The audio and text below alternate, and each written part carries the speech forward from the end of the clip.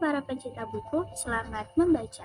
Salam kenal, saya Citra dan hari ini akan membahas buku berjudul The 10 Seconds on Your News Louder atau Cara untuk Tetap Tenang dan Berkesadaran di Tengah Dunia yang Serba Cepat oleh Haemin Sunim. Haemin Sunim merupakan biksu Zen atau guru Buddha sekaligus penulis dari Korea. Ia lahir di Korea Selatan dan menempuh pendidikan di Amerika dan mengambil jurusan perfilman pada saat itu. Tetapi ia lebih tertarik pada dunia spiritual setelah ia menempuh pendidikan di Universitas Berkeley, Harvard, dan juga Princeton. Buku ini terbit pada tahun 2012 dan telah diterjemahkan ke berbagai bahasa di dunia, diantaranya Cina, Jepang, Thailand, Perancis, dan salah satunya Indonesia pada April 2020 kemarin oleh Gramedia.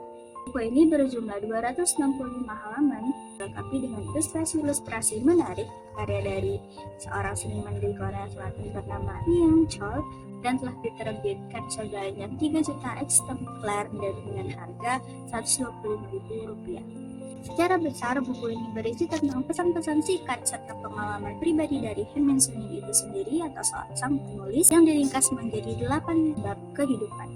Apakah dunia memang terlalu sibuk atau hanya batin saya?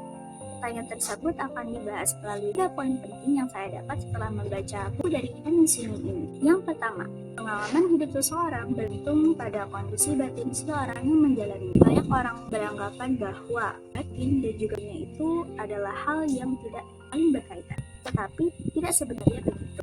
Sebagai contoh, ketika seseorang bertanya, di mana batin kita berada, pasti sebagian orang akan menunjuk ke kepala maupun jantung.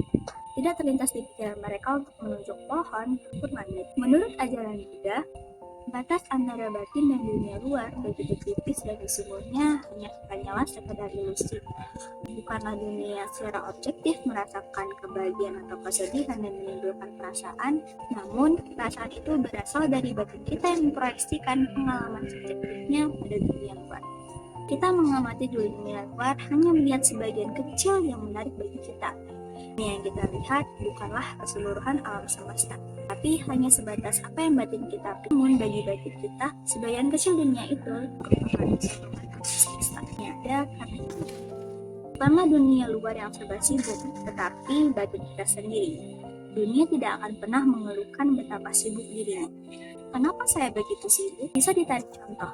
Jika saya ingin benar-benar istirahat, saya bisa saja menolak undangan untuk berkumpul bersama, tapi saya malah mengiyakannya yang membuat saya menjadi sibuk. Ada pepatah Buddhis mengatakan bahwa semua orang akan terlihat seperti Buddha di mata sang Buddha. Semua orang akan terlihat seperti batu di mata seekor babi. Kata-kata ini menunjukkan bahwa pengalaman hidup seseorang bergantung pada kondisi batin seseorang yang menjalaninya. Jika batin kita dipenuhi dengan kebahagiaan dan cinta kasih, maka dunia juga akan dipenuhi dengan kebahagiaan dan cinta kasih. Jika kita dipenuhi oleh pikiran negatif, maka dunia juga akan berubah. Jika batin kita beristirahat, dunia pun ikut beristirahat. Yang kedua, menjadi paling benar itu tidaklah penting, melainkan bersama orang lainlah yang penting. Perbedaan pendapat, pola pikir dan nilai merupakan hal yang awam saja, namun terkadang kita harus melewati waktu bersama orang-orang yang tidak sejalan dengan keyakinan kita. Berusaha meyakinkan orang lain untuk menerima pandangan kita merupakan hasil dari ego kita. Sekalipun kita yang benar, ego kita tidak akan dapat puaskan dan akan terus mencari argumen baru untuk dibahas.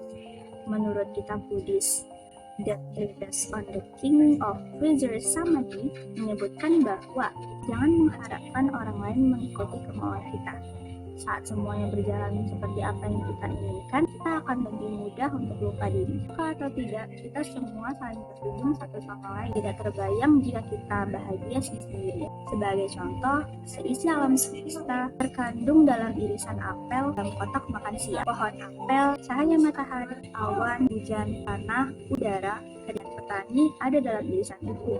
Truk pengantar, bensin, pasar, uang, senyum penjaga kasir ada di dalam irisan itu. Tari es, pisau, alenan, ibu ada di dalam irisan itu. Semua yang ada di alam irisan ini saling bergantung satu sama lain. Isi alam semesta ada di diri kita dan kita menyadari. Poin yang terakhir, poin yang ketiga, mengambil keputusan yang lebih baik daripada menunda. Sederhana saja, di buku ini menjelaskan bahwa semakin lama kita berpikir, semakin sulit untuk melakukannya. Terlalu lama berpikir hanya akan menimbulkan kecemasan dan keraguan.